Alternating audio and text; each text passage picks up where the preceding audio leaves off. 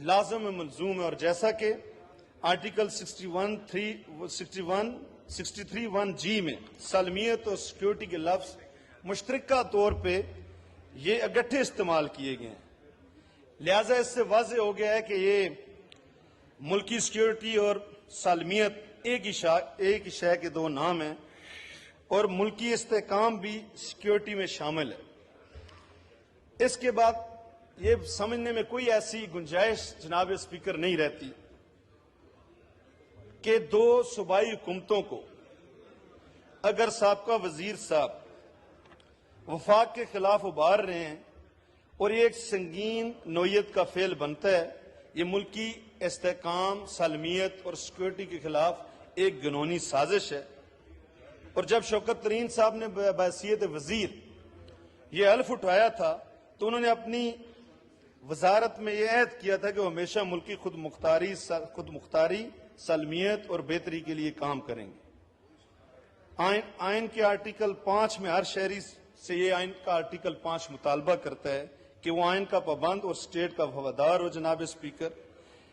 लिहाजा मैं इस इजलास की वसासत से चेयरमैन सेनेट से ये अपील करूंगा कि जो आर्टिकल 7 में स्टेट की जनाब स्पीकर तारीफ दी गई है उसमें पार्लियामेंट और वफाकी हुकूमत स्टेट है। लिहाजा शौकत तरीन साहब ने अपने हल्फ का पास नहीं किया, स्टेट के साथ वफादारी नहीं निभाई, बल्कि मुल्की सालमियत और सिक्योरिटी और इस्तेहकाम के खिलाफ काम किया।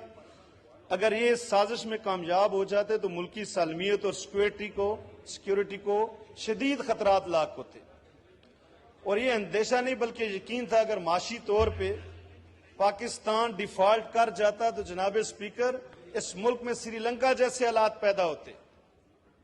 तो इस हवाले से मैं कि वो आइन का पाबंद और स्टेट का वफादार हो जनाब स्पीकर।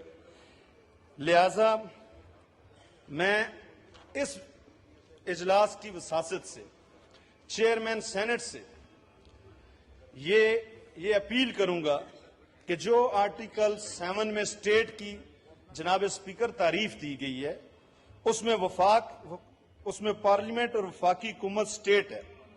लिहाजा शौकत तरीन साहब ने अपने हल्फ का पास नहीं किया, स्टेट के साथ वफादारी नहीं निभाई, बल्कि मुल्की सालमियत और सिक्योरिटी और इस्तेहकाम के खिलाफ काम किया।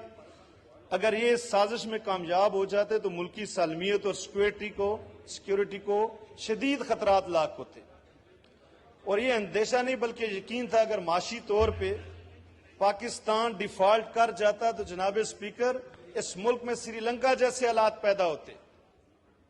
तो इस हवाले से मैं ये आपके सामने गुजारिशात रखना चाहता हूं कि आर्टिकल 261 में दी गई तारीफ की रोशनी में, इसकी डेफिनेशन की रोशनी में शौकत तरीन साहब 621G आर्टिकल तहत मेंबर पार्लियामेंट बनने या रहने के अहल नहीं रहे।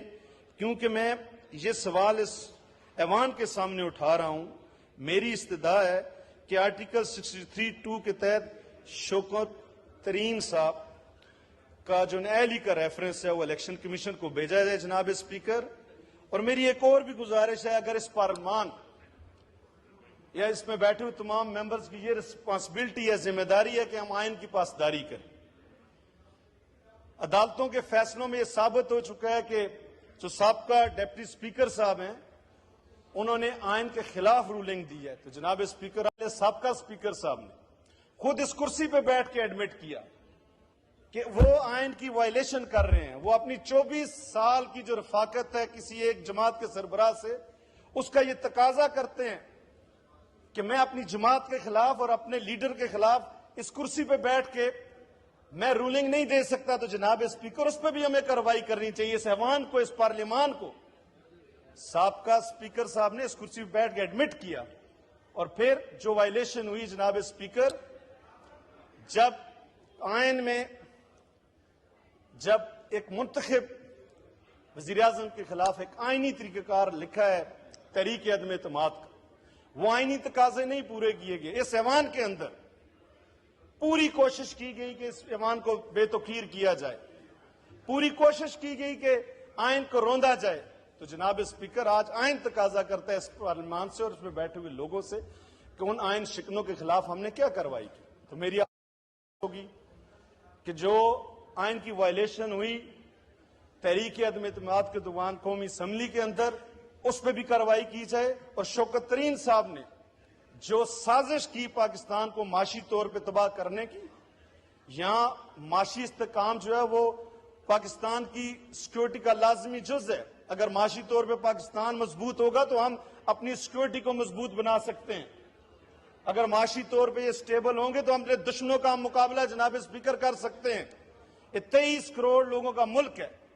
और सबसे जो बड़ी चीज है, इन जाती मफादात और सियासी मफादात का मुतहम्मिल नहीं हो सकता। अगर कोई शख्स इस मुल्क के अंदर अगर वो 3 साल 8 महीने एक जमात हुक्मरान रहती है, मुल्क का वजीर आजम रहता है, तो ये आइन ठीक है, ये ऐवान ठीक है, ये पार्लियामान ठीक है।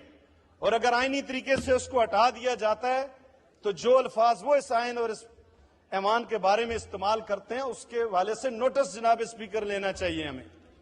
तो मेरी गुजारिश होगी, ये आइनी तकाजा है और हमारी जिम्मेदारी भी कि आइन शिकनों के खिलाफ कार्रवाई की जाए, ताकि आइंदा किसी की जरूरत ना हो कि वो जो अपनी आइनी जिम्मेदारी है उनके